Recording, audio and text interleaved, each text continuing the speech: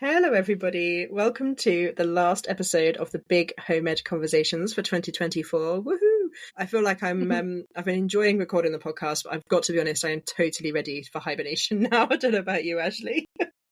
Yeah, I think we've just come to that type of year where like everything is snowballing and it's just time Oh, to yeah. take something off the table. Yeah, I'm definitely ready to switch off and chill now. But yeah, so we thought that what we'd try and do today is give you a bit of we were sat chatting about all the stuff that we've just loved doing this year with the kids, the topics that we've covered, the places that we've been, and the stuff that's really made an impact, the stuff that we've really seen has inspired our kids, that's made us feel like we've really managed to kind of get them to grasp concepts. And we just thought we'd just do a bit of we're just sort of spitballing really, just chatting about some of the stuff that we have really loved doing. So obviously we are based in the UK. So those of you listening from afar can just use this for your future UK vacation tips and tricks. But some of it is obviously going to be online that you could be grabbing otherwise. But whenever I start to think about like what has really inspired us this year, I am going to give the crown to Warwick Castle. It seems like a really random one. Wow, But yeah. we got the Merlin passes for this year. We do a sort of a membership to something every year to kind of give us lots of places to just keep going to without having to keep forking out loads of money every time. And Warwick Castle is one of the things that's included in the Merlin passes. And so we went in the summer and it was just epic. They had like real on horseback jousting, sword fighting, a massive falconry display, loads of really cool birds. They fired a real trebuchet, like a real like actual full size siege machine. And it was just the best day out. And I think of all the things, I'd say there's two things, I suppose, really, but that's my first one. It literally pops into my head immediately as the one place we've been to this year that it's really inspired the kids. We ended up, we were camping in the area and they wanted to go back for a second day in the same week to watch it all again. It was that good. So I think it's definitely up there with like places that we have just absolutely loved this year for the resources it gave us, the ideas it created, the conversations it started. It's just so satisfying watching them get really immersed in it and have like this real like captured energy when they're watching all these shows and stuff and just be like, wow, look at that, like just would never have imagined seeing something that cool. And I'm the sort of person who gets really excited about this stuff too, as you can tell. So I think that really helps because it obviously, if you're feeling like that around something, then they feel like that too.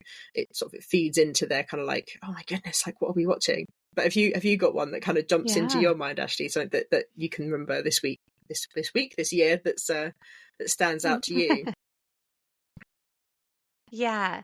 So for us, it was definitely RHS Wisley. So the gardens, I think they're technically called a botanical garden, right? And it's just this lovely, large outdoor garden experience with so many different little spots that you can go to. You can go to the greenhouse, the glass house, I think they call it. They even have a little soft play by the cafe.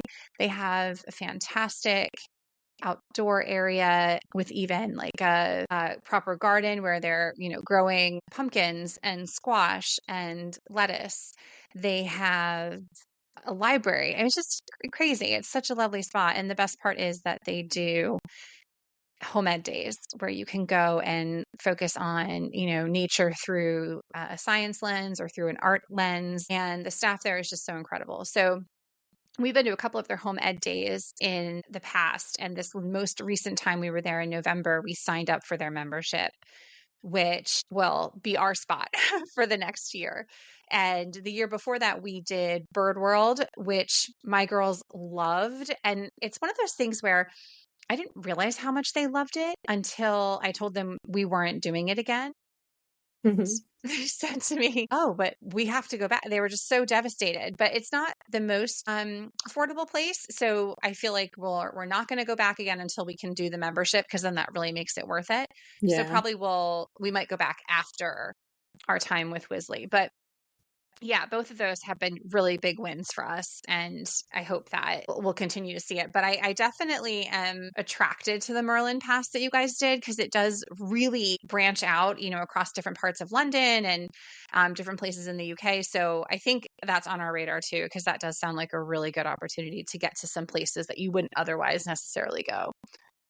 Yeah, I mean, I think like we got to go to some lovely places with that, kind of Birmingham Sea Life Centre, London in Sea Life, and Legoland, and all those kind of things. You get quite a few places included in it. But I was thinking when I was trying to make the list of places that that really made a difference. There's actually a couple that were really quite surprising to me. So there's an area at Legoland, for example, where they're able to make little Lego cars and then use them on loads of different ramps and things. They've got little time trials, and it can like scan it in with this really cool AR game where they can then play and like race it around a track. And it's a really creative place where they can have loads of fun, like creating a different type of car and tweaking it and trying to make it jump through these hoops and all kinds of stuff. And actually, because when you've got a membership to these places, it really does help, because it means you've really got all the time in the world. So if you end up getting stuck in one place for half a day, then you don't feel annoyed about it because you can come back another day. So that was really good. And I think there's been a few places that have integrated like a Lego kind of very kind of STEM or like building, constructing, thinking area. Another one I can think of is Brooklands, that have done a similar thing where they've got like a car making station. And I mean, they're all over the place really, but I think those are a really great feature that a lot of places have started to integrate. And I think sometimes it can be tempting to kind of like, come on guys, we can do Lego at home. Like, don't hang around here. But I think it's sometimes when you're inspired by something you're surrounded by, it kind of helps them to come up with new ideas and to try different stuff out. And I think me and my son went back to Brooklands Museum, which is such a really great value membership. I think it was only just under £100 for the family for the whole year. And so we literally got to go back, maybe twice a month. Like we literally went all the time. And we had such a wonderful time there. So I'd highly recommend that one as well for membership if people are looking for cool stuff to do in the kind of the Surrey, Hampshire kind of areas. But yeah, I think the Merlin passes are really great. But like you said about Wisley, a lot of places do actually offer really great free or education rate entry. So like ones that we've found this year, for example, places like Harry Potter World actually do an education rate. So we saved nearly £100 doing the education rate. It was absolutely crazy. And you've got kind of obviously the big free museums, obviously up in London, like the Science Museum, the Natural History Museum and stuff. But some of them will actually give away kind of extra like education packs, or will put on extra sessions if you go as a group, etc. So you could like call ahead and you can organise workshops and stuff like that. And they'll put on workshops for you as an education group. So it's really worth, if you've got the opportunity to plan ahead and you're interested in going somewhere, is to give the school line a call and to just ask and see what they're offering, because sometimes they've got some really great resources that you can access to just make those trips that bit more educational if you want to, or just to obviously have some stuff to take away and do afterwards. But like Harry Potter World has got loads of free resources online, and they've got YouTube classes, they've got downloadable printable sheets and stuff that you can do about kind of costume design and set design and like all kinds of cool stuffs. They have got loads on there that you can access that if you don't even realise are there until you're obviously, I guess you're a home educator and you're looking to try and make the most of every trip that you do. Right. And as I've obviously mentioned in previous episodes, we're very experiential in the way that we like to teach. So a lot of what we do is out doing things, seeing things, touching things. And I find that inspires my kids like infinitely more than me trying to get them to come and sit at a table with me, do anything, frankly. Oh my goodness. So yeah, I was trying to think, like, if I want to say resources, it's quite interesting that most of my resources have been like certain trips and days out, and things that we've done in different places have just been absolutely epic. And it's been quite nice reflecting on it actually, and realizing how many things we have managed to do this year, despite it being quite a tricky year in a lot of different ways. We have actually seen some really amazing stuff. Yeah. And you brought up such a great point about contacting places before you go, because we did that with Stonehenge, and we weren't able to take advantage of their home ed rate, which is, if I'm remembering correctly, it's free. But you have to book it, I think, 2 weeks in advance. And my husband's availability was very last minute. And so we ended up paying to go. And he was very reluctant to do that because he didn't want to pay what they were asking to go look at what he called rocks. But when we were there, it was actually really great. And so, and even he was like, okay, this is actually pretty impressive. And, we did the little audio guide inside, and you look at, kind of various components of life and like how the stones were set up and what they might have meant, what we think they mean. And it was very cool. And he really liked it. The kids obviously enjoyed it. To your point, the more senses we're involving in the conversation, the more they're taking in, the more they're learning, the more they're enjoying it. And so I think obviously going to a place where you're seeing it versus just watching a video about it or reading about it in a book definitely helps and is certainly more engaging. But I was really thinking, gosh, we could go again and actually plan it out more. Now that, we've been, I'm sure my kids would love to go back. And there's resources, the Who Was books. I don't know if you've heard of them, but it's like, No. who was or what was. So there's one like what was or what is Stonehenge. And that's one of the ones that I would actually like to read about and then go and visit it. But it's everything. Who was Queen Elizabeth? Who was Bob Marley? Who was Bill Gates? Or who is Bill Gates or whatever the tense is for the person based on where they are in their in history. Yeah. To put that delicately. So anyway, yes, that is definitely something that I would love to go back to. It's a great reminder for a lot of these places. They are very open and receptive to having home educators come in and to being very kind and offering a reduced rate for access to their facility. So I think it's a good thing to remember. And if you can plan in advance, do so.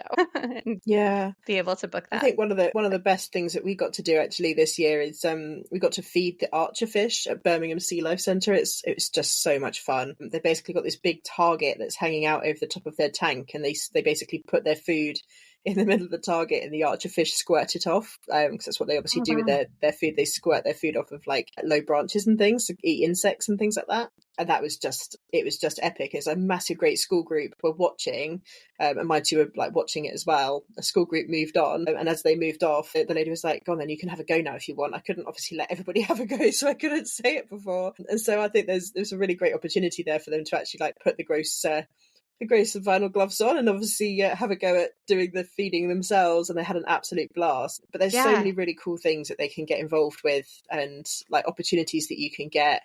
And obviously, as I say, if you call ahead and ask, so often you will get a really great deal on an education rate or something as well. So it's definitely worth trying. It's also worth keeping an eye on your what your local council does as well. During the holidays, I've noticed more and more they're doing these really great pop-up events in the holidays in high streets and shopping centres and parks, where they'll have loads of great activities going on. And I'm trying to remember if it was this year or last year. There was one that we did which was amazing over at Hogsmeade.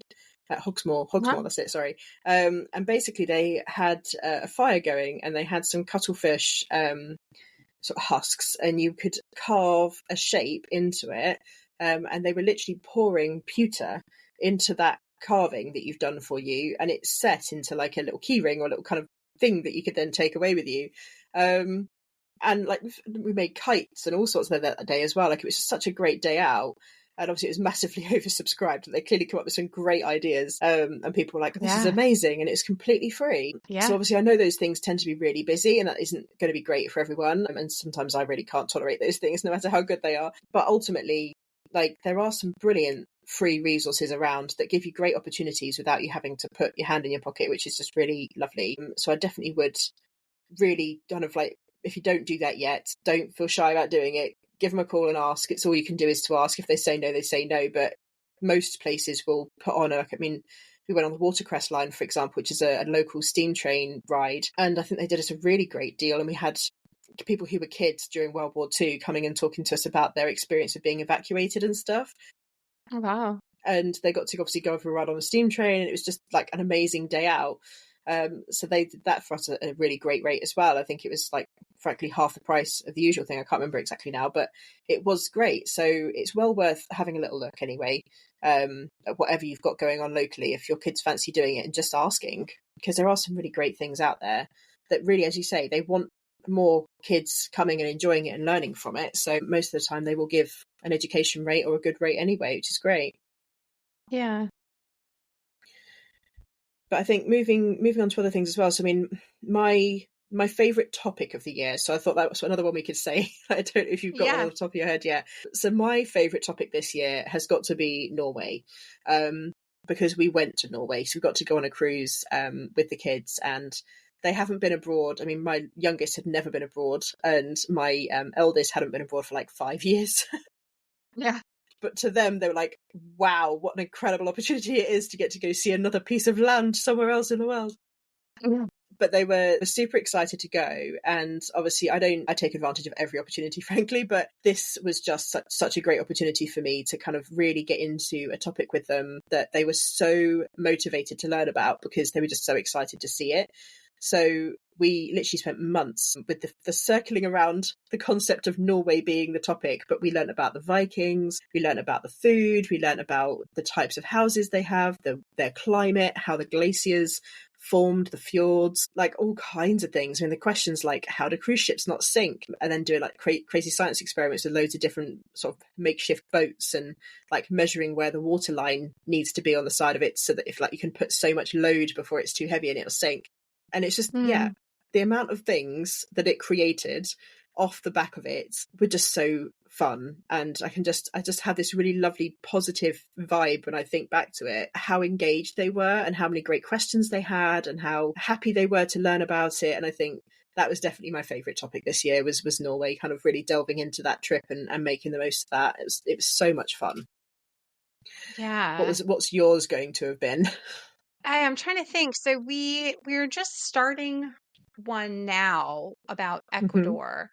And I think the countries are a really good approach because it encompasses so many things: history, geography, just, on and on, religion. It's very cool. There's a book we're reading as part of what we're doing for language arts that's all about, it takes place in Ecuador. And so, a lot of cool things come with that, that we're kind of diving into a little bit more. And so that could turn into something. It's fun. We're kind of on the beginning side of that. So we'll see how it goes. But I'm hopeful that that'll be something that they look back on and really like have enjoyed. But I think we're just still heavy into horses over here. The I was going to girls say, it must be horses. I mean, there's just no end. You think we've learned it all, but we haven't. And they still leave the library every time with the same 20 books they checked out 2 months ago. Yeah, we just cannot get enough. So we read about them, we watch videos about them. Yeah, we play Minecraft with them. I mean, it's just never ending. So yeah. I was going to say, I literally had in my head that I thought it was going to be horses. That was going to be the topic. It has been so wonderful seeing their drawings and seeing them talk about it all the time. Like, they are so passionate about it. And I think that's really lovely. I think what's, like you were saying before, regardless of the topic they're into, I think there's always so many different angles you can come at it from. And so I think it really doesn't matter what it is. You can definitely do geography, history, maths, reading, writing, science, all of it can be circling around a random topic. Like, it really doesn't matter what the core subject is, that you can always touch on pretty much everything that you maybe want to cover as a parent, just using that as your leverage. But it's nice when they have that sustained passion. I mean, my son has been into dinosaurs since he was a baby. We went through a phase of he had literally dinosaur everything. We're talking like socks, pants, trousers, top, jumper. Like, he literally would wear dinosaurs all over, dinosaur bottle, dinosaur lunchbox. It was insane. But to the point where he genuinely, even today, will grab a dinosaur book most times when we go to the library. And he was chatting to a paleontologist once and was just like keeping up in the conversation. This guy was like, wow, like, this kid's learning stuff that he'd learned at university about them. Like, this is crazy. And so I think it's really lovely when they get that sustained interest in a topic, because it helps them to just keep going deeper and deeper and deeper. Yeah. And I mean, he learned to read because he was reading dinosaur names. Like, one of the first words that he actually read correctly was a dinosaur name. It was like blooming great long 10, 15 letter words. Like, they're crazy. And he's so inspired by it that it motivates him to do all the things. And yeah, I mean, that's another great one we actually got to see this year, actually, I think, which is the Titanosaur exhibit up at the Natural History Museum. That's pretty epic. I don't know if it's still there now. I think it was like end of last year, beginning of this year. I'm not sure if it's still there. It might have moved on to somewhere else in the UK by now. But that was amazing. That was well worth a visit and was really experiential as well. But yeah, some brilliant places that you can head out with them to kind of really cement these passions. And once they get going, like, yeah, you can't really stop them, can you? Like, they're well away, and that's so lovely. Yeah. Yeah, it's I mean, we've even like looped in like World War II and like what were the horses' involvement in that, and what happened at the end of the war. And yeah, it's definitely been the core to learning. So, because you were saying earlier that you've got some places that you have like your go-to for resources and things, and I was thinking that actually this is something which, like, I'm a bit of a I really love learning anyway. I've always had one of those brains. And so I don't tend to think about curriculums and grabbing kind of bundles of things off the internet. Sometimes I'll grab a few Twinkle sheets. Don't get me wrong, I'm not like a masochist. I'm not going to literally create everything myself. But I might grab the odd Twinkle presentation, or I might watch a YouTube video or something. But I was thinking, I really don't have a lot of physical like paper or like digital resources that I reach for. But you said that you had a few places that you really loved. So it'd be good to hear like the ones that you tend to reach for, that or places you go to search for things.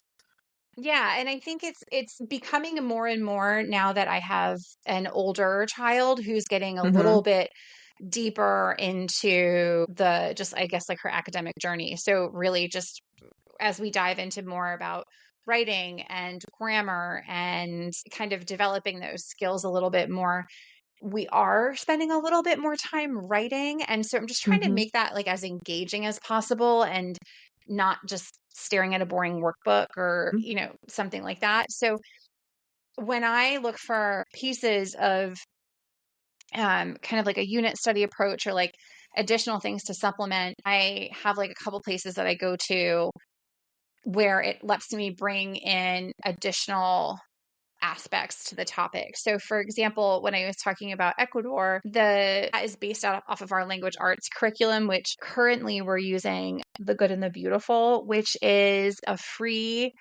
program from grades K to 8 in the US. They're a company based out of Utah, and they offer free language arts and math for those years. And that is basically like primary and secondary school. Mm-hmm. And if you want the print version, you pay for that, but you can download right now on their website the PDFs. It's the exact same. And Mm-hmm. so we've ebbed and flowed with that. We kind of go to it and then we come and do something else and we might go back to it. But we're sticking to it a little bit more this year.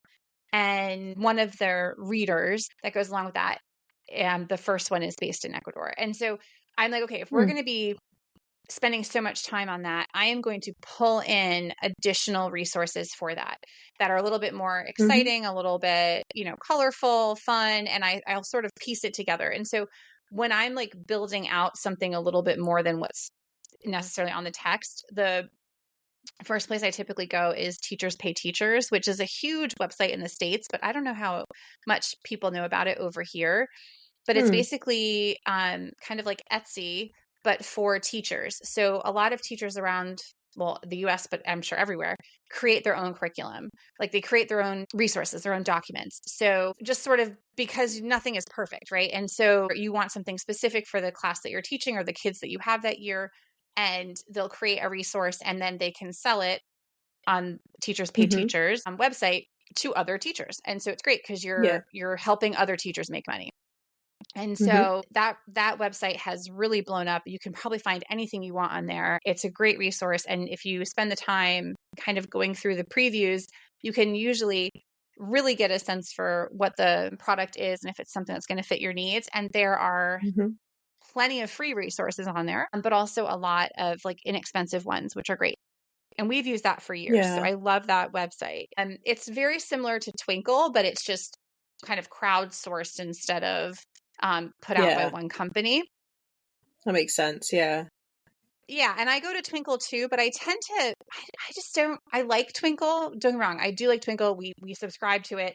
We get their books. Like we do use it. I think it's great. But I tend to like the resources I find on Teachers Pay Teachers better just for their aesthetics. I just don't love the way that, like, I don't know if it's Twinkle's like graphics or like their kind of standard Mm. design. And I don't tend to use their PowerPoints very much. But Yeah. we still do it because I use enough of it that it does, Yeah. it is a value. As I say, I've found recently their Twinkle Go thing is quite good. So they've got like this, like loads of little kind of interactive games, word searches, Yes. puzzles, bits and pieces. So from time to time, I'll set them up. Like if I need to keep them busy for a little while, I'll set them up a topic and like say, what do you want to do some on? And then you just dump a load of different games in there. So they'll have like a word search and a puzzle and some other like maths things or whatever. And because they're like interactive and done on the computer, they'll sit and do them for like an hour.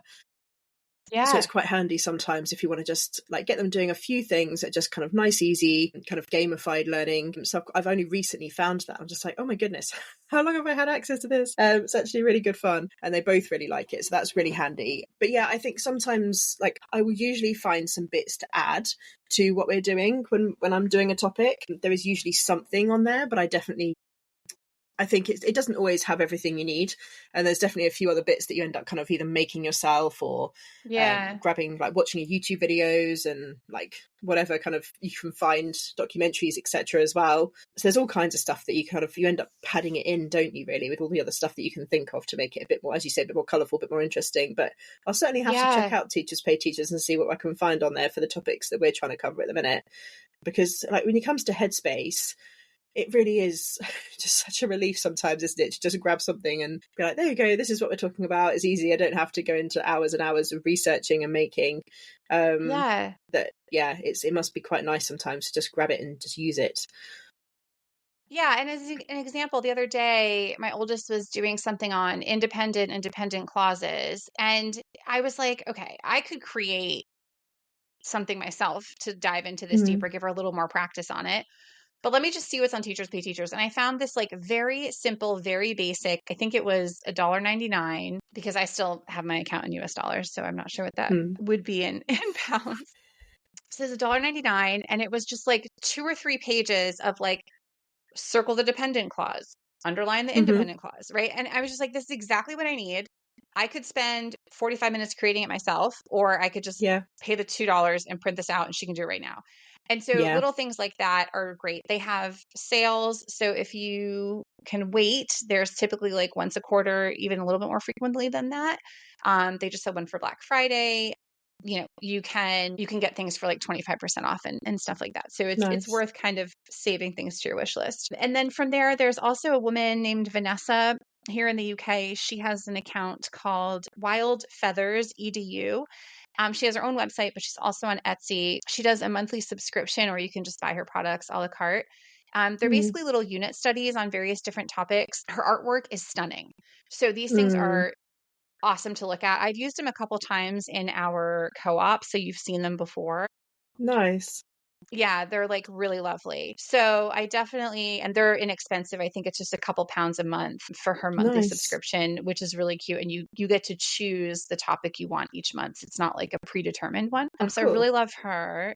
So she Mm. just has some gorgeous stuff, which is, we're doing it too. And I like looking at that stuff. So Yeah. it's nice. And we put notebooks together. It's nice to look back and see them with like pretty pictures. So that's a great one. And, she's here in the UK, so I like that as well.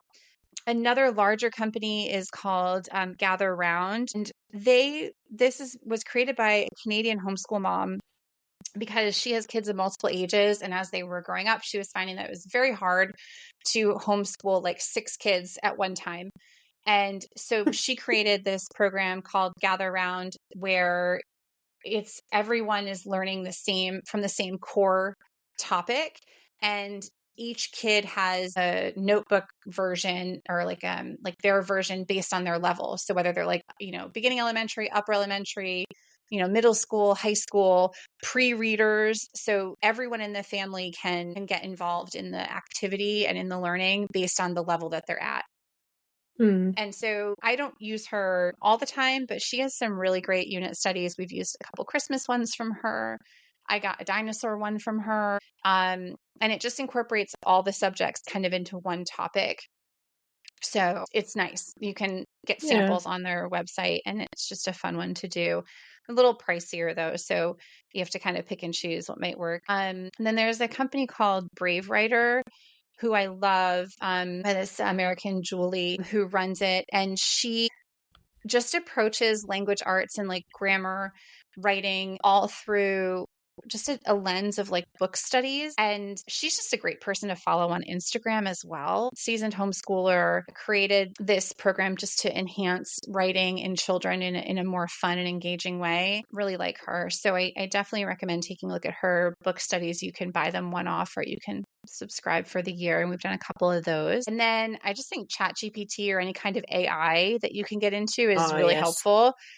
Yeah. And just like refine, like dive into Yeah. it. can you be more specific? Can you, as you go through looking for information on a topic, I think that you can just find some great stuff.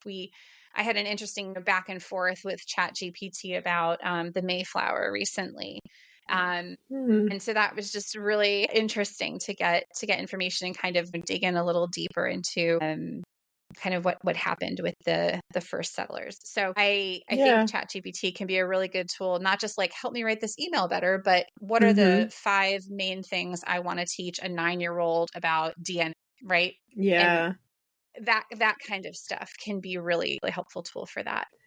It's such a good point. I used ChatGPT recently I basically said to it, right, I've got 2 children who have ADHD and autism. They don't like to sit down and do worksheets. They can concentrate for a maximum of 5 minutes. And I basically gave them as much information as I possibly could about the kinds of things they enjoy doing. And I asked it to basically give me 10 different activities, like hands-on physical versions of learning to cover the Key Stage 1 and Key Stage 2 national curriculum of maths. And it came up with some brilliant ones. Like, it was actually something that's so simple. It's now stuck to my floor and shall forever remain there, which is basically a massive, great masking tape number line, which they just absolutely loved. Jumping in 2s, jumping in 3s, like doing like 2 + 6 = 8 and having to like run to the right number. And like they played and did these number line games with me for like 45 minutes the other day. And I was like, God, this is genius. And I basically said to it, like, I don't want to have to buy anything. I want to use household things. I don't want to have to go anywhere. Like, can you come up with some ways to teach them these things without me having to like sort of spend a load of money and kind of buy loads of specific resources? And it gave me some brilliant ideas. Even like, I don't know, making scales out of a hanger. So you just get a hanger and attach a paper cup on some string to each side of the hanger, and it becomes a weighing scale, like a comparison scale. And just like, oh my goodness, genius. It's just really simple things that you can have some fun with. And obviously then you can just weigh various different objects and see how much they weigh and then compare them to each other and stuff. But we've had some real fun with these lately. The other great sort of option as well is something like Temu, and like the TikTok shop and stuff like that, because you'll get some really great, like the stuff that is just like cheap, like stuff you just want to be able to grab doesn't need to be expensive, frankly. And like recently I got these really clever geometric 3D shapes that open, because I thought if you have them openable, then obviously you can do like volume in terms of fluid and all other stuff that you can do with them as well. But those are quite fun. And obviously like just like the measuring cylinders and stuff like for chemistry, but like to put in the water tray so they can measure the water and play with it that way, which they just love doing anyway. And so a lot of these things don't necessarily have to be expensive. You'll spend like £1 or like a couple of quid buying them off of Temu or something instead of spending 10 or 15 on Amazon. Yeah. And you've got to wait a couple of weeks for them. But if you're a little bit more kind of just like, well, it's fine, can come when they come, it's fine. And I think I've definitely noticed more and more this year that we haven't had to spend, I mean, we've had to be really clever with our money anyway, but we definitely haven't had to spend a lot of money to cover things like we maybe would have thought to do in the past. So like, for example, at one point I nearly bought some like maths counting rods, and I was like, we could just count pencils. Yeah.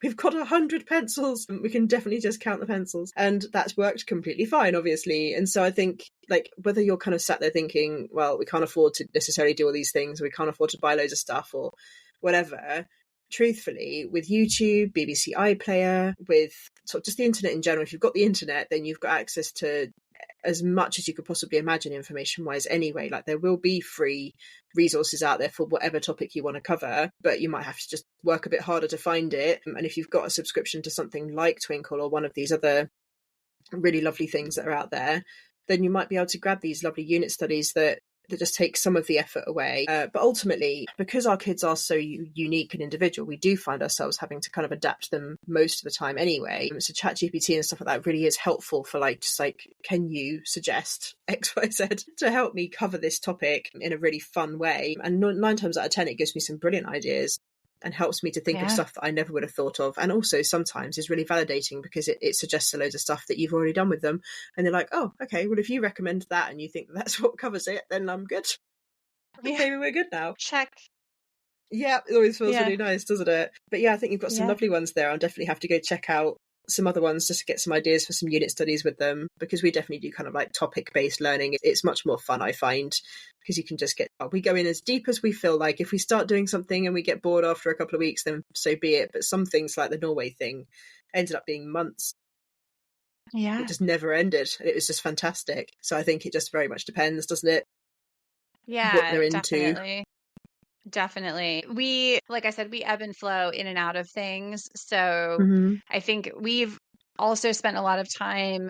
I personally have researching a lot of different like standard curriculums in terms of like math programs or language arts and some different history options. So if anyone ever had a question, you just ping me on Instagram. I'm happy to let you know if I'm familiar with it or not. Yeah. But yeah, and I was thinking too, as we're coming up to the holidays and gift giving, there are two things that my girls have just loved and still use and have used for a very long time.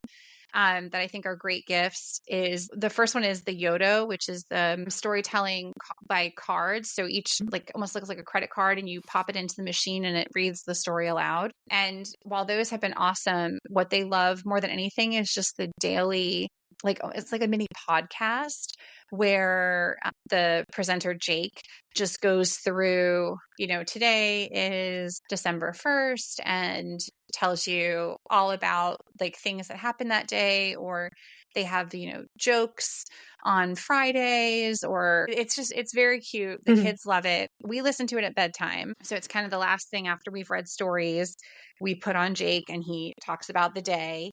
And it's cool. It has games, it's interactive, but it's also just a fun part of the routine. And then, of course, you can even make your own cards. So if there's a story that they really like that the Yodo company doesn't offer, you can buy their blank cards and put the story on there yourself. And there's tons of resources out there telling you how to do that. So you just have to pop it into YouTube or into Google and you'll find out how to do that. So we have definitely gotten our money's worth out of that. We ended up buying one for each kid because they would want to listen to different things at night. So it's just a great way to extend like the reading. And then the other one is Osmo, which you can get through either your Amazon Fire or for the iPad. And it's just like a game console, but it's very educationally based. And my kids have loved that one as well. So those are just two things that I always recommend for Christmas gifts if you're looking for something a bit more educational, but still kind of like gamification aspects to it. Absolutely. I think those are really good suggestions. I think I've got a few that I've put on a blog that I've done recently as well. So if you haven't checked out my blog, you can go and check that out, people. So it's the offroadingmotherhood.co.uk/blog. But I've got a home ed gift guide for home ed kids on there as well. That's sort of just various different things that I've found and researched. There's some lovely just like little stocking fillers, like things like grow your own Christmas tree and bits and pieces. But there's some others as well, which is sort of like recycled Lego, for example, is like the We Buy Bricks company that managed to get a lovely massive great box of like 700 Lego bricks. Wow. Just to add to the creative piles, like the random ones that you can just make anything with. And I think, gosh, in my house, just craft materials. I just need, like, we've got loads at the moment, but we definitely need to, like, that's definitely something which I'll have to keep constantly topped up, because my youngest, like, she just goes, I want to craft something, and I'm looking at something on my desk right now, which is a load of like lollipop sticks that she's coloured in and then blue tacked together into this kind of fan shape. She makes all kinds of random stuff, and they're literally everywhere now. So like a love-hate relationship with it, really. But she absolutely enjoys it, and so it's really lovely to see her kind of really embracing having access to those sorts of things as well. So I think my biggest gift for myself this year was actually sorting out my home ed cupboard, so to speak, and turning it into a much more accessible, like, grab everything you need at your fingertips kind of thing, which has made the last couple of months just so much better, which has been really nice. But I guess to kind of wrap this one up before we go on forever and ever, I really think that it's obviously going to be very individual to your kids, what they really love and what kind of works for your home ed. Yeah. But definitely, like, let us know if you enjoyed this one, and we can do some more of them around maybe more specific things. So if there's anything that you want us to do a session on, we will absolutely do a recording for you in the new year. We'll probably be back around about February. We're not going to make any promises because life is life. But the goal right now is to try and get back to recording kind of February, March time. But in the meantime, have a wonderful Christmas, and do obviously come and say hi to us if you want to, if you're catching up and listening back. And yeah, just show us some support. Give us a like. Make sure you subscribe. Tell the algorithm that you liked it so that lots of people otherwise find it too. And yeah, we're just excited to have done 2 full seasons for you now. And we'll be back again in the new year. But thanks so much for listening this year. And I hope that you've all had a really fun, inspirational 2024 too. And it hasn't been too stressful. I'm not going to make any promises about 2025, but let's all fingers crossed, eh? Exactly. But Merry Christmas, everybody. Yes. Happy holidays, and we'll see you next year.